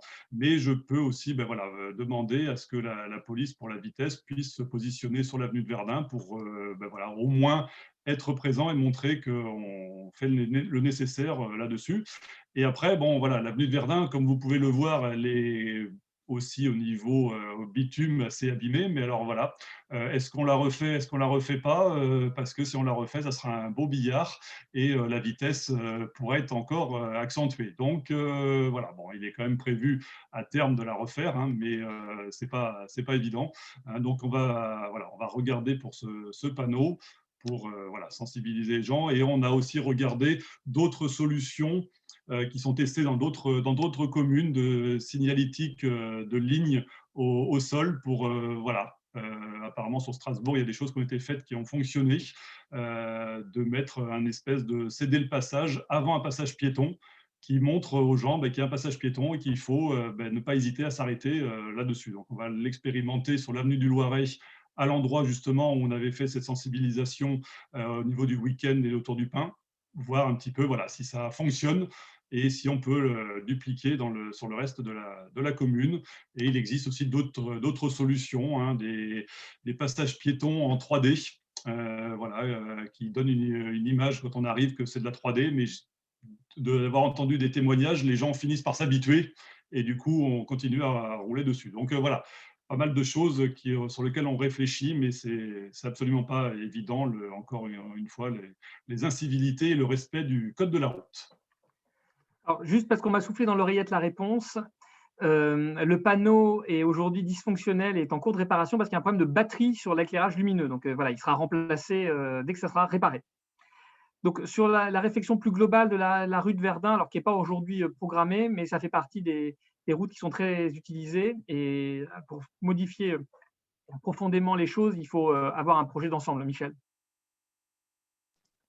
Oui, tout à fait. La réflexion, la rue de Verdun a été refaite il n'y a pas très longtemps, même si elle est maintenant, on peut la considérer comme en état assez moyen du fait de branchements qui ont été réalisés, de changements de tuyaux d'assainissement ou d'alimentation d'eau potable. Il y a eu plein de travaux qui ont été faits derrière, ce qui provoque évidemment des déformations de la chaussée. Et ces déformations s'accentuent avec la circulation. Voilà, donc d'un autre côté, comme le disait Stéphane, si on refait, et on le vit actuellement sur la rue Barbier, et j'ai vu une question concernant la rue Barbier et les ralentisseurs, et si on refait un billard comme on fait sur la rue Albert Barbier, avenue de Verdun, ce sera pire, sauf que de mettre des ralentisseurs. Alors, les ralentisseurs, bien sûr que ça peut être efficace, mais alors quel type de ralentisseur? Si c'est un berlinois, on les met où? Et sinon, si c'est de la chicane, il faut qu'on fasse des essais avant. Et pour répondre à la question sur la rue Albert Barbier, on est bien conscient, j'y étais encore hier, j'y étais encore hier, on a bien vu avec les équipes des voitures qui roulaient très vite. On est en train de regarder quel est l'endroit le plus adapté pour faire un essai de chicane rue Albert Barbier. Et alors faire ça avenue de Verdun, qui est beaucoup plus fréquentée que la rue Albert Barbier, c'est très compliqué, très compliqué. Donc, alors après, sur les travaux, il y avait une question sur les arbres. Bon, je n'ai pas connaissance du programme de taillage, d'élagage des arbres de la métropole, parce que là, on est vraiment dans un… Là, ce n'est pas la métropole. Ah oui, c'est les espaces purs, oui, pardon. Ouais. C'est les espaces verts, mais en fait, c'est quand même piloté par le service des espaces verts de la ville d'Olivet. Oui. Et en fait, ça peut être sous-traité à des entreprises, et en fonction du moment où ces entreprises peuvent intervenir, ce n'est pas forcément idéal. Puis elle fait aussi du changement climatique qui fait que les arbres se comportent de façon très différente par ce qu'on a connu auparavant. Tout à fait. C'est-à-dire qu'il y a quelques années, on pouvait procéder à de l'élagage au mois de février. Aujourd'hui, en fonction du temps qu'il a fait, C'est ça. et comme on a des planifications, ce n'est pas totalement évident. C'est ça. Mais les périodes qui sont ciblées sont choisies en fonction du cycle de vie des arbres. Par exemple, on ne plante pas d'arbres tout le temps dans l'année. On a des périodes pour lesquelles on le fait. Merci pour vos réponses. Effectivement, l'élagage, c'est plutôt à l'automne, quand même, automne-hiver. Enfin, là, c'est vrai qu'ils étaient déjà montés en sève, donc c'est un petit peu dommage. Et puis, merci pour vos autres réponses. Et pour les chicanes, je pense que effectivement, c'est une rue qui est très passante et je comprends que ça sera un véritable choix, là, presque politique, de mettre des chicanes. En fait, c'est aussi après à vous de décider quel est votre objectif et quelle est votre ambition d'un point de vue motorisation et déplacement doux. Donc, je comprends que c'est compliqué, mais c'est vrai que… Pardon, voilà. sur les déplacements doux, là, avec l'aboutissement du chantier de la rue Albert Barbier, de la rue de la Reine Blanche, on arrive à quelque chose qui commence à être pas mal parce que toute la rue de Verdun a une piste cyclable en site propre qui va se continuer vers le centre de la commune via la passerelle et les pistes cyclables qui sont sur le long de la rue Marcel Belot puis de la rue Paul Genin. De l'autre côté, ça continue à l'avenue de Verdun. Alors, ce n'est pas une piste cyclable, mais c'est une bande cyclable qui est quand même matérialisée sur toute la partie Oliften. Et maintenant, avec la rue Albert Barbier, la rue de la Reine Blanche, on peut aller quasiment jusqu'à Saint-Privé, quasiment en site propre, ou en tout cas en itinéraire cyclable dédié.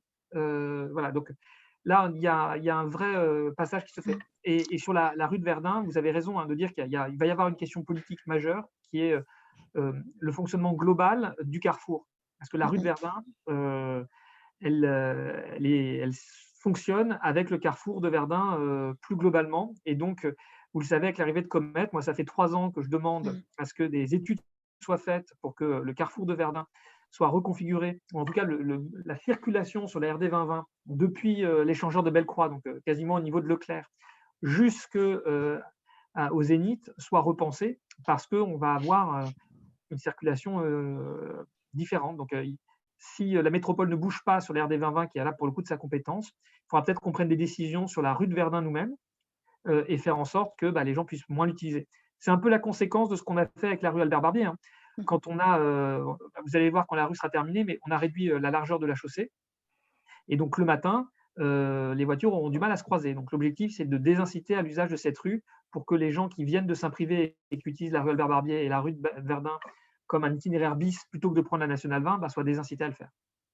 Oui, c'est très bien. Vous avez raison pour la piste cyclable, avenue de Verdun, c'est déjà très bien qu'elle soit là. Par contre, en fait, c'est compliqué de traverser la rue et quand on n'habite pas du côté piste cyclable, des fois, c'est juste impossible. Il faut attendre 10 minutes qu'il y ait moins de voitures. Mais c'est plutôt la traversée de la rue qui pose problème plutôt que la linéarité.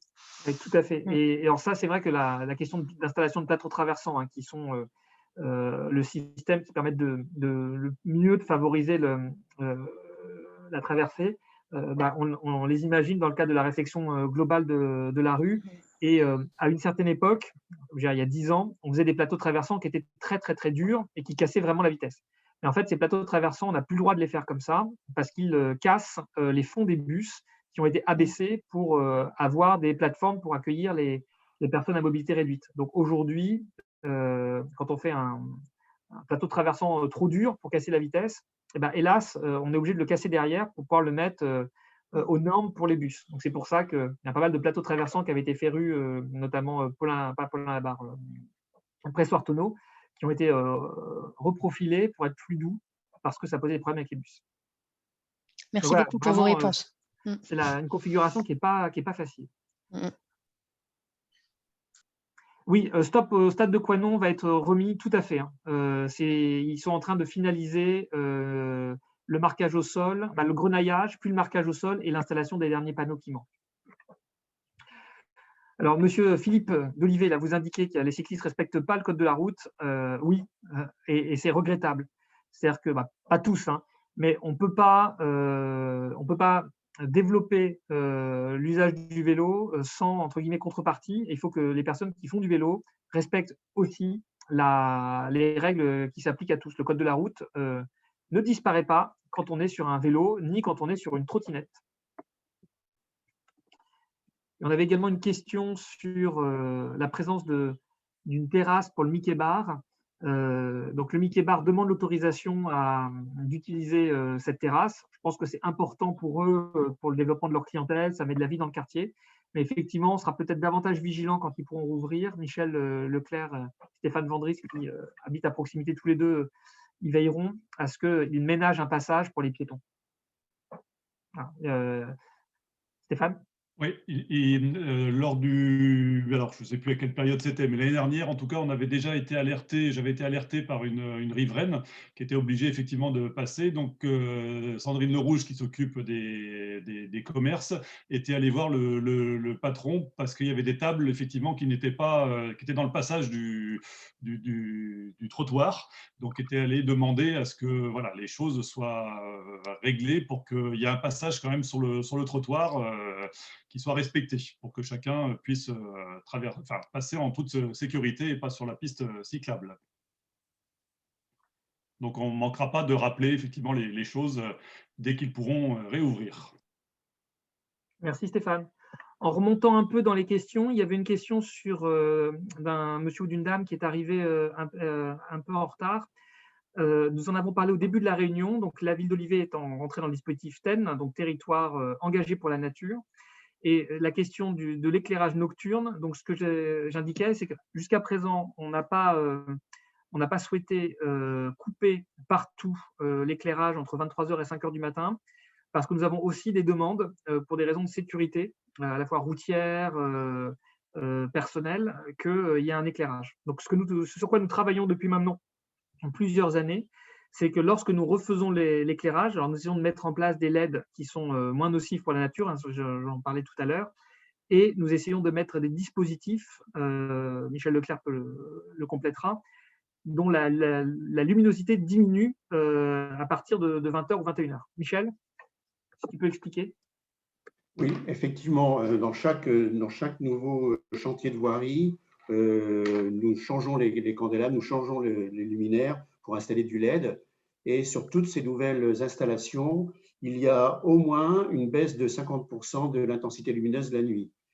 Il y a d'autres rues où on baisse à 10-20% l'intensité lumineuse, mais c'est des rues qui ne sont pas trop fréquentées parce qu'avec des détecteurs de présence, qui fait que donc ça tombe à 20%, et lorsqu'il y a une détection d'un piéton, d'une voiture ou autre, la lumière remonte à 50-60%. On avait essayé de faire un test dans une des rues, d'éteindre vraiment complètement les luminaires, et toujours avec détecteur de présence qui se mettait en route lorsqu'il y avait une présence.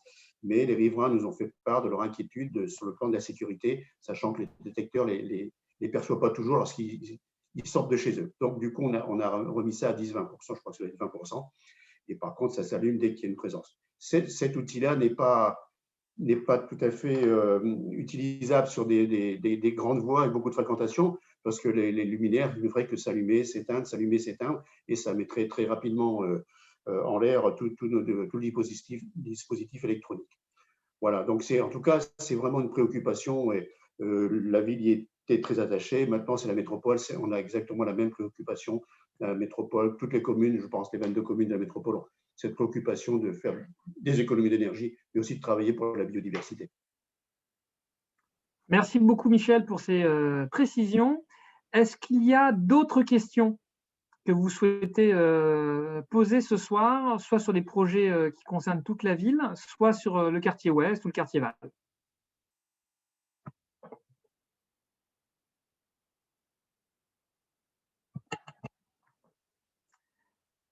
Non, pas de nouvelles questions. Vous pouvez vous inscrire sur le chat si vous le souhaitez. Alors, serait-il possible de séparer les deux voies dans le S de la rue de la Petite Motte, qui est trop souvent coupée par les véhicules? Donc, j'imagine que vous avez un peu en tête l'aménagement qu'on a fait rue de la Reine Blanche, par exemple. Michel? Oui, effectivement, c'était une question qu'on s'était posée à l'époque lorsqu'on a refait la rue de la Petite Motte. On savait bien que les voitures coupent, bon, c'est tellement facile. Mettre un séparateur, soit on met un séparateur doux comme celui que l'on a mis rue de la Reine Blanche, mais il a un double objectif d'ailleurs, ce séparateur. C'est que d'une part, ils canalisent l'eau de pluie donc pour l'emmener là où elle est récupérée, dans les avaloirs. Et puis, elles sensibilisent les voitures qui ont le malheur de les chevaucher. Donc, c'est un truc qu'on pourrait étudier. On y avait pensé, effectivement, lorsqu'on a fait les travaux rue de la Petite Motte. On y avait pensé, puis on dit, on va voir comment ça fonctionne. Donc, c'est bien qu'il y ait ce témoignage-là. On va se repencher sur la question. Je pense que ça en vaut la peine. Je l'ai expérimenté, effectivement, ça roule vite et ça coupe bien les virages. Alors, on a une nouvelle question qui vient d'arriver sur le stationnement les jours de marché en centre-ville. Alors, là-dessus, 3 réponses. La première, c'est je suis content qu'on ait du mal à se garer le vendredi après-midi en centre-ville. Ça veut dire que notre marché est dynamique, attire. Et d'ailleurs, vous avez pu le voir depuis la rentrée, il n'a jamais accueilli autant de commerçants. Donc voilà, c'est un marché très dynamique. C'est dû en grande partie au travail de Sandrine Le Rouge. Et je crois que c'est un moteur pour l'ensemble des commerçants de notre centre-ville. Donc voilà, je suis très heureux que le marché soit dynamique. Après, sur les problèmes de stationnement, je ne suis pas totalement sûr de partager votre constat. Parce que moi, ce que j'observe, c'est qu'aujourd'hui, avec le nouveau parking que nous avons créé, le parking Marie Curie, rue de la Source, je n'observe plus autant de saturation telle qu'on pouvait l'avoir avant. En fait, le vendredi après-midi, le parking de la mairie est souvent assez disponible. Le fait de pouvoir utiliser le mail qui a commencé à être dessiné, je vois, moi, le vendredi, des personnes qui viennent se garer là et qui vont à pied. Donc, ce que j'espère, c'est qu'avec l'opération du Clos du Bourg, nous pourrons avoir encore plus de personnes qui ont envie de passer par ce mail parce qu'ils verront le marché au bout de la rue.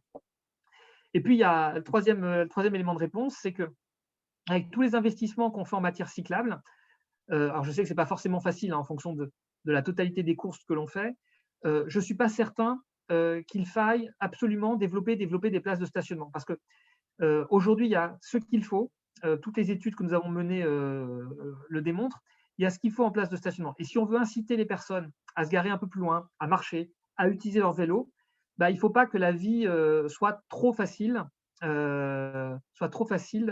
les voitures. Donc voilà, c'est un arbitrage. Ce n'est pas forcément compliqué. Nous avons le sentiment de vous proposer un équilibre. Mais voilà, parfois, il faut se garer un peu plus loin et marcher. Et je crois que ce n'est pas forcément plus mal. Alors, on a reçu d'autres messages pendant ce temps. Il y a le virage de la rue des Glasons et de la rue Quénon. Je veux bien intervenir, Mathieu. Je crois que je suis très bien placé pour en parler. J'habite à peine à 50 mètres de ce carrefour. Donc, effectivement, je l'ai constaté depuis plusieurs semaines. Alors, 2 raisons à cela. Et effectivement, j'en ai échangé avec Michel Leclerc et avec Laurent Drouard. Parce que, voilà, là aussi, monsieur le maire, et on a parlé tout à l'heure de la nouvelle école du Val, mais cette nouvelle école amènera aussi sûrement des modifications dans le quartier de circulation. Donc, les problématiques de stationnement sont dues à 2 choses. Il y a des travaux dans une des maisons un petit peu avant le stop quand on vient du centre-ville. Donc, forcément, il y a des camions. Là encore, cet après-midi, quand je suis rentré, il y avait un camion qui faisait le portail, donc qui était à moitié sur la route parce que, bon, voilà, ils avaient besoin du camion. Il y a aussi au coin de la rue des Glasons un nouveau propriétaire qui lui aussi fait des travaux. Donc là, on est un peu cerné par les travaux. Mais effectivement, voilà, je surveille de très près tout ce stationnement parce qu'effectivement, quand on tourne de la rue des Glasons pour aller rue de Coinon, il y a des fois, effectivement, ça bloque, ou voire même des voitures qui ne respectent pas là aussi le stationnement à droite pour attendre que les véhicules passent, et on se retrouve des fois confronté à une voiture qui est juste en face d'un vélo. Donc voilà, on surveille cela pour voir si on teste prochainement voilà, la mise en sens unique ou pas, mais bon voilà, pour le moment il y a rien. Et je sais que la police municipale est là aussi, alors régulièrement, tous les 15 jours à peu près, vient au coin pour voilà, vérifier un petit peu ce qui est et voir ce qu'il y a à faire. Alors, il y a une autre remarque sur le carrefour Petite Motte, rue d'Ivoire. Effectivement, la rue n'est pas en ligne droite et ce n'est pas totalement c'est pas totalement évident. Et comme vous, hein, c'est une zone qui a été refaite il n'y a pas très longtemps et il n'y a pas de solution, hélas, hélas miracle. Il y avait un autre point sur lequel je souhaitais revenir que Stéphane n'a pas évoqué, mais qu'il a mis en place depuis maintenant quelques mois. Chaque semaine, la police municipale fait 3 ou 4 contrôles de vitesse partout en ville. Donc, ils font des opérations un peu flash, dans le sens où ils restent un quart d'heure sur place, ils font un contrôle de vitesse aux jumelles et ils verbalisent les personnes qui ne respectent pas. Alors, ils ne restent pas plus longtemps parce que assez rapidement, le jeu des appels de phare permet de signaler leur position et ils se rendent compte eux-mêmes que plus personne méconnaît la vitesse de circulation. Voilà. Donc, ils ont des obligations et Stéphane contrôle chaque semaine qu'ils ont bien mené à bien les études qu'on attend d'eux. Et on a aussi renforcé notre vigilance à la sortie des écoles. Les agents de la police municipale et les agents périscolaires font davantage la circulation à la sortie des écoles et on verbalise. Voilà. Donc, je peux vous le dire, puisque avec Stéphane, on reçoit les messages des personnes qui ne sont pas contents d'avoir été verbalisées, mais on assume. On fait de la pédagogie, on rappelle les bonnes pratiques, et quand on ne respecte pas, bah, on sanctionne. Et ça fait partie de l'équilibre global. Alors, il y a également une question sur la rue aux chiens. Il y a une maison qui a installé des panneaux occultants, ce qui rend compliqué, si j'ai bien compris, le fait de tourner la visibilité. Donc ça, il faudra qu'on regardera peut-être Stéphane, Michel, pour voir exactement ce qu'il en est. Et sur l'opération de marquage des vélos du 21 est-elle maintenue? Alors, vous êtes la deuxième personne à me poser la question aujourd'hui. Je ne peux pas vous répondre encore. Je ne sais pas exactement quelles sont les règles concrètes du confinement. Donc, nous attendons. Alors, la séquence habituelle, c'est le président de la République dit des choses le mercredi. Le jeudi, le Premier ministre précise un peu. Et nous, le vendredi ou le samedi, on reçoit les décrets, les circulaires par les préfets qui nous disent concrètement ce qu'on doit faire. Donc là, la seule chose que l'on sait à cette seconde, c'est que les écoles seront fermées la semaine prochaine. Donc, on est en train de s'organiser pour ça. Savoir si on va pouvoir maintenir dans l'espace public un certain nombre de manifestations pendant cette période de confinement, nous ne le savons pas encore, mais nous communiquerons pour vous le dire. Et si tu permets, donc il y avait la date du 21 avril, mais vous avez aussi le 19 mai. Hein, il y avait 2 opérations de 2 journées de marquage. Et si effectivement celle du 21 avril, selon les conditions sanitaires, était annulée, on peut voir avec le prestataire pour reporter cette date à une autre date. Alors peut-être que ça ne sera pas dans le cadre de mai à vélo, mais ça peut être en juin. On peut trouver un moment pour le refaire, hein, parce qu'on a déjà beaucoup de demandes qui sont arrivées au poste de police qui prend les coordonnées et les horaires, puisqu'on avait déjà anticipé un petit peu les problématiques de rassemblement. Hein, mais voilà, s'il y avait besoin, on reportera de toute façon sur 2 dates sans aucun problème, puisque ça a l'air d'être un succès. Stéphane, on nous signale également une question de miroir. Alors, il y en a plusieurs qui ont été mentionnés dans le chat, donc on les a pris en note. Mais il y en a un, notamment à l'Écharles Gounod, rue de Navrin. Donc, on se rendra sur place pour vérifier si c'est opportun ou pas. Je le note aussi de mon côté. On regardera ça lors des tournées avec la police et la voirie. Merci Stéphane. Est-ce qu'il y a encore des questions ou nous levons la réunion?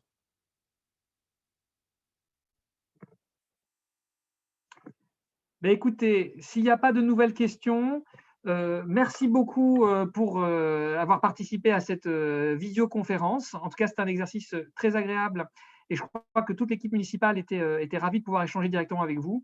Je ne vous cacherai pas que le confinement nous pèse un peu et ça nous manque de ne pas avoir les réunions publiques, de ne pas pouvoir aller à votre rencontre et de pouvoir présenter nos projets, en discuter avec vous sur le terrain, parce que c'est des rencontres qui sont toujours fructueuses et utiles.